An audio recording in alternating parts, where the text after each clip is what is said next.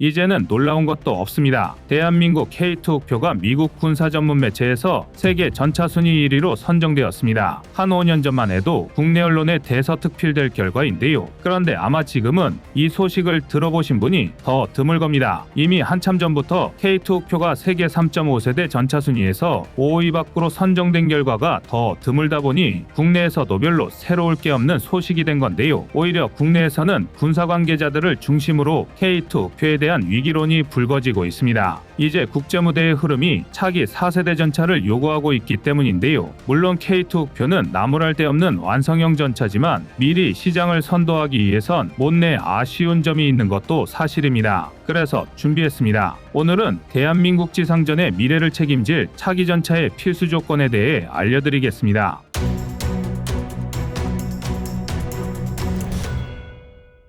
이러니저러니 말이 많아도 모름지기 지상전의 왕자라면 화력이가 장 중요합니다. 특히 세계적으로 알아주는 화력 덕후인 대한민국 무기체계가 다른 건 몰라도 화력에서 밀린다는 건 상상도 할 수 없는 치욕인데요. 그런 의미에서 K2 흑표는 그야말로 대한민국의 화력주의를 대표하는 무기체계라고 할 수 있습니다. K2 흑표에 탑재된 120mm 55구 경장 CN08 활강포는 최대 유효 사거리만 3km에 달하며 포구 속도는 무려 초속 1800m에 육박합니다. 이는 대한민국 K1 계열 전차, 미국 M1 에이브람스, 독일 레오파르트2 등 거의 모든 서방 전차의 주포 개발에 영향을 미친 독일의 RH120 120mm 활강포보다 월등히 빠른 포구 속도인데요. 실제로 RH120 44구 경장의 포구 속도는 초속 1530에서 1650m, RH120 55구 경장의 포구 속도는 초속 1640에서 1750m 남짓입니다. 숫자상으로는 그리 커 보이지 않는 차이지만 초속 50m는 시속 180km와 동일한 속도입니다. 당연히 그 속에 담긴 에너지도 차원이 다른데요. 일례로 K2 흑표는 관통력을 극대화한 전용 K279 날개 안정 분리철 갑탄을 발사할 경우 2km 거리에서 750에서 830mm의 RHA를 관통할 수 있습니다. RHA란 균질압련 장갑의 준말로 기갑 장비에서 가장 보편적으로 사용되는 장갑을 뜻하는데요. 그렇기 때문에 반응 장갑이나 복합 장갑 등을 설명할 때도 RHA 몇 밀리미터와 동급 방어력이라고 표현할 정도로 가장 기준이 되는 수치입니다. 쉽게 말해 K2 흑표가 최대 830mm의 강철판을 관통할 수 있다고 생각하시면 편한데요. 반면 미국의 M1 에이브람스의 경우 동일한 조건에서 전용 날탄인 M829를 발사했을 때 약 700에서 800mm의 RHA를 관통할 수 있고, 레오파르트2는 전용 날탄 DM53을 발사했을 때 760mm의 RHA를 관통할 수 있습니다. 전 세계 3.5세대 전차를 대표하는 세 전차인 만큼 서로 엇비슷한 관통력인데요. 하지만 그런 만큼 K2 흑표의 근소하지만 명확한 절대화력이 얼마나 중요한지 알 수 있습니다. 찰나의 순간 생사가 오가는 전장에서 이 작은 차이가 얼마나 결정적인 결과를 만들어내는지는 굳이 말씀드리지 않아도 알고 계실 텐데요. 하지만 조금 다른 의견도 있습니다. 다른 건 몰라도 대한민국 K2 흑표가 화력면에서 미국 M1 에이브람스를 추월하는 건 죽었다 깨어나도 불가능하다는 주장입니다. 다름 아닌 열화우라늄탄 때문인데요. 현재 M829A4까지 개발된 M1 에이브람스 전용 날탄 홍칭 실버블렛은 열화우라늄을 관통자로 사용하면서 세계 최강의 관통력을 보유했다고 알려져 있습니다. M1 에이브람스가 첫 실전이었던 걸프 전쟁에서 날탄 한 발로 T-55 두 대를 관통했다거나 M1 에이브람스 한 개 중대가 T-72여단을 박살내버렸다는 식의 거짓말 같은 전과를 기록하면서 일종의 신화 같은 믿음이 생겨버린 건데요. 이들은 M1 에이브람스의 관통력으로 알려진 정보들이 열화우라늄탄의 특수성을 고려하지 않은 계산 오류라고 지적합니다. 아닌 게 아니라 K2 흑표를 포함한 어떤 전차도 몇 밀리미터의 RHA를 관통할 수 있다고 속 시원히 공표한 건 아닙니다.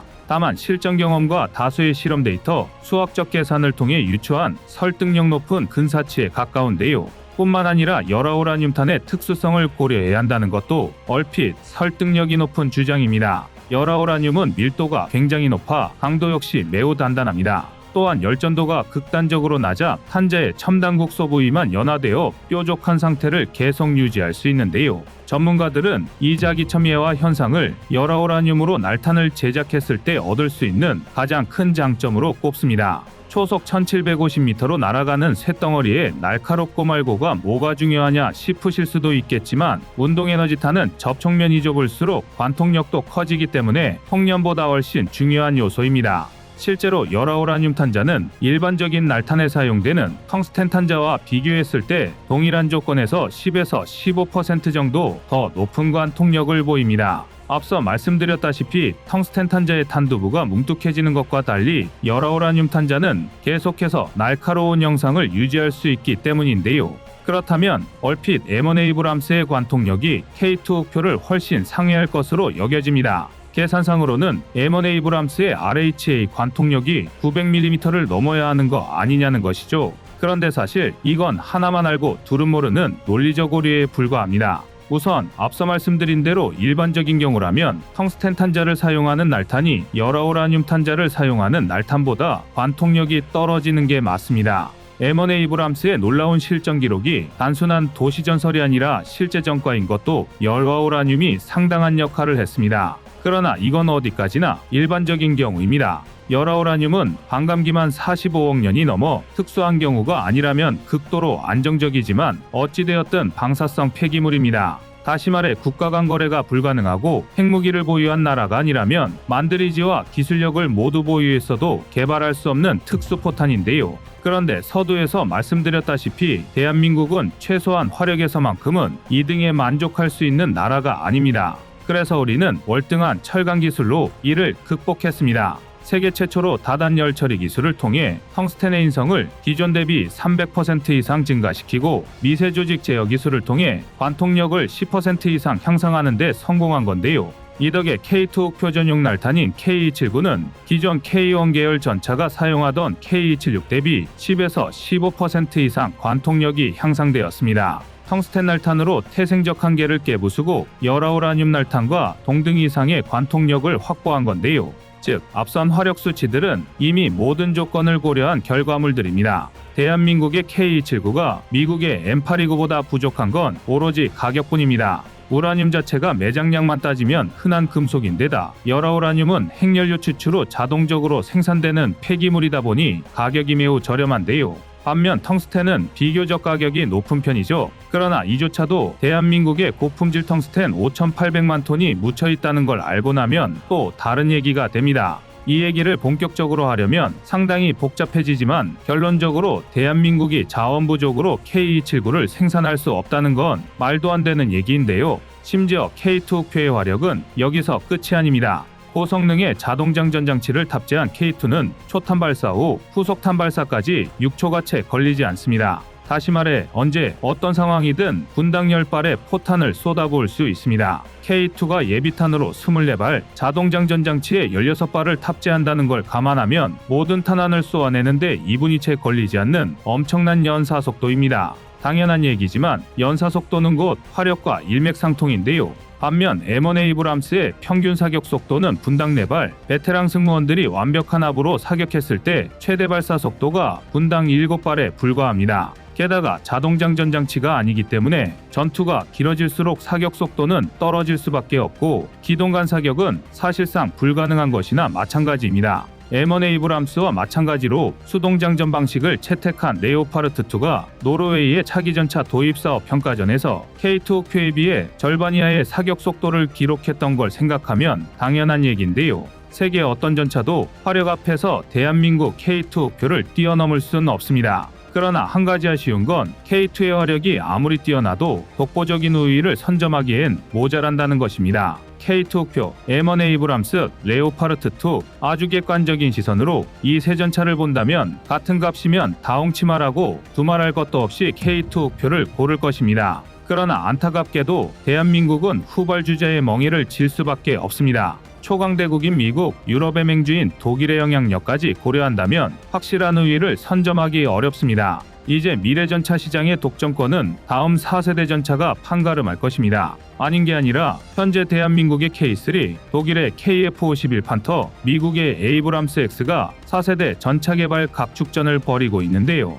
가장 눈에 띄는 변화는 주포의 구경을 130mm로 확장했다는 것입니다. 고작 10mm 차지만 130mm 활강포는 120mm 대비 관통력이 50% 이상 향상됩니다. 전문가들은 130mm 활강포가 1000mm 이상의 장갑을 관통할 수 있을 것으로 추정하고 있지만 반대로 탄약 크기도 훨씬 커지기 때문에 탄약 적재량이 상당히 줄어듭니다. 이는 보급과 직결된 문제이기 때문에 꽤 치명적인 단점인데요. 여기에 4세대 전차에 요구되는 비가시선 전투 능력을 위해 드론과 장거리 미사일 등을 탑재하기 시작하면 탄약 적재량은 훨씬 줄어듭니다. 단적인 예로 독일 KF-51 판터는 130mm 주포에 장거리 공격 드론 4기까지 탑재하면서 탄약 적재량이 기존 42발 대비 절반 이하인 20발로 줄어들었습니다. 이게 예비 포탄까지 모두 총합한 숫자이니 자동장전 장치에 삽입되는 물량은 훨씬 적을 것으로 추측됩니다. 이 정도면 장시간 지속 전투는 아예 불가능하다고 봐야 합니다.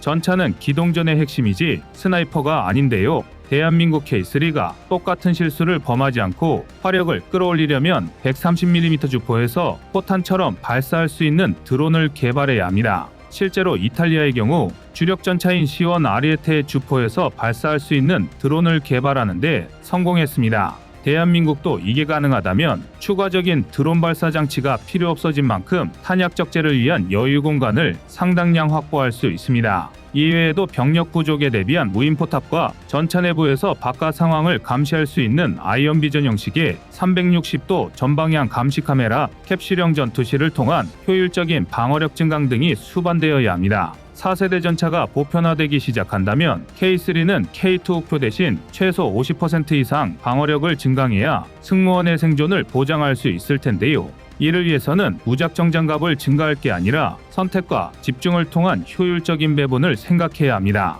그리고 결정적으로 하드킬 방식의 APS가 반드시 필요합니다. K2 우표에 하드킬 APS가 탑재되지 않은 데는 여러 가지 이유가 있지만 그 중에서도 요격시 지근거리의 보병에 심각한 부수적 피해를 줄 수 있다는 게 결정적이었는데요. 이걸 해결하지 못하면 하드킬 APS는 탑재해봐야 반쪽짜리에 불과할 것입니다. K2 우표는 그 걸출한 성능으로 대한민국을 미국, 독일과 같은 선상으로 이끌었습니다. 이제는 K3가 그 바통을 이어받아 독보적인 선두로 치고 나가길 바라겠습니다. 이상 꺼리튜브였습니다.